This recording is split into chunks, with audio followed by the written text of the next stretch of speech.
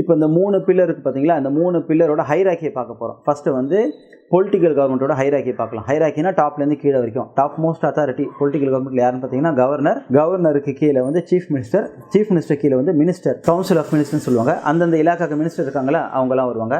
அதுக்கு அடுத்தபடியாக பார்த்தீங்கன்னா MP, member of parliament. Tamil Nadu அல்லது ஒரு ஸ்டேட்டோட பிரச்சனையை சென்ட்ரலில் பார்லிமெண்ட்டில் போய் பேசுகிறவங்க வந்து எம்பி, மெம்பர் ஆஃப் பார்லிமெண்ட். அவங்களுக்கு கீழே வந்து MLA, member of legislative assembly. ஒரு தொகுதியோட ரெப்ரஸன்டேட்டிவ் இருக்காங்க பார்த்தீங்களா, நாமெல்லாம் ஓட்டு போட்டு ஒரு எம்எல்ஏ ஜெயிக்க வைக்கிறோம். அவர் வந்து அந்த தொகுதியோட ரெப்ரஸன்டேட்டிவ், அதாவது நம்மளோட பிரஜை. அவர் எம்எல்ஏ போய் அசம்பிளியில் நம்மளோட தொகுதியோட பிரச்சனைலாம் சொல்லுவாங்க. ஓகேங்களா. அவங்களுக்கு கீழே வந்து வார்டு மெம்பர் வராங்க, கவுன்சிலர்ஸ் வராங்க. ஓகேங்களா. உள்ளாட்சி தேர்தலில் நம்ம ஓட்டு போடுறோம் பார்த்தீங்களா, அவங்கலாம் வந்து கவுன்சிலர். ஒரு வார்டோட கண்ட்ரோல், அத்தாரிட்டி, அட்மினிஸ்ட்ரேஷனை அவங்க பார்த்து. ரெண்டாவது பியூரோக்ராட்டிக் அல்லது எக்ஸிக்யூட்டிவ் கவர்மெண்ட். இதனோட ஹைராக்கியை பார்க்கலாம். இதனோட டாப் மோஸ்ட் அத்தாரிட்டி யாருன்னு பார்த்தீங்கன்னா சீஃப் செக்ரட்டரியேட் ஆஃப் ஸ்டேட். ஓகேங்களா. நமக்கு தெரியும், போன ஆட்சியில் டிஎம்கே ஆட்சியில் வந்து இறையன்பு இருந்தார், ஐஏஎஸ். அவர் தான் chief secretariat of the Tamil Nadu. அவங்க வந்து சிஎம்க்கு கூடவே இருப்பாங்க. சிஎம்க்கு எல்லா வகையான consultation, political consultation, administrative consultation எல்லாமே அவங்க வந்து கன்சல்ட் பண்ணுவாங்க. ஓகேங்களா. அவங்க தான் ரைட் ஹேண்ட் மாதிரி. இன்னும் சொல்ல போனால் சிஎம்க்கு அடுத்தபடியாக ஸ்டேட்டில் ஹையஸ்ட் பவர் யாருக்கு இருக்குது, அட்மினிஸ்ட்ரேட்டிவ் பவர் யாருக்கு இருக்குன்னு பார்த்தீங்கன்னா chief secretary of the Tamil Nadu இருக்குது. ஓகேங்களா. சீஃப் செக்ரட்டரிக்கு அப்புறம் செக்ரட்டரி இருப்பாங்க.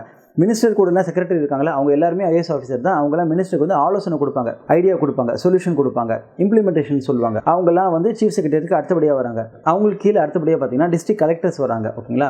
டிஸ்ட்ரிக்ட் கலெக்டர் கீழே வந்து டெபுட்டி கலெக்டர் வராங்க. டெபுட்டி கலெக்டர் கீழே வந்து ஆர்டிஓ, ரீஜனல் டிவிஷனல் ஆஃபீஸர் வராங்க. அவங்களுக்கு கீழே வந்து தாசில்தார், அவங்களுக்கு கீழே வந்து விஏஓ. அப்படி போகுது. இந்த ஹைராக்கி இப்படி போகுது. மூணாவது பார்த்தீங்கன்னா ஜுடிஷியல் கவர்மெண்ட்டு, அதனோட ஹைராக்கி பார்க்கலாம்.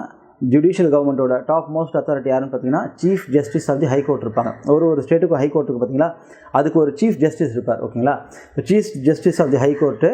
அவங்களுக்கு கீழே வந்து சீனியர் ஜட்ஜஸ், அவங்களுக்கு கீழே வந்து ஹைகோர்ட் ஜட்ஜஸ் இருப்பாங்க. அவங்களுக்கு கீழே வந்து டிஸ்ட்ரிக்ட் அண்டு செஷன்ஸ் கோர்ட்டோட ஜட்ஜஸ் இருப்பாங்க. அவங்களுக்கு கீழே வந்து additional district and session court judges இருப்பாங்க. ஓகேங்களா. அந்த மாதிரி தான் அந்த சிவில் கோர்ட்டு, கிரிமினல் கோர்ட்டு, இதெல்லாம் வந்து இந்த ஹைராக்கியில் வருது. ஓகேங்களா. இந்த படிநிலையில் வருது. இப்போது இந்தியன் கான்ஸ்டியூஷன் அல்லது ஸ்டேட் லெவலில் கான்ஸ்டியூஷன் எப்படி வேலை செய்யுது, 3 பில்லராக வேலை செய்யுது.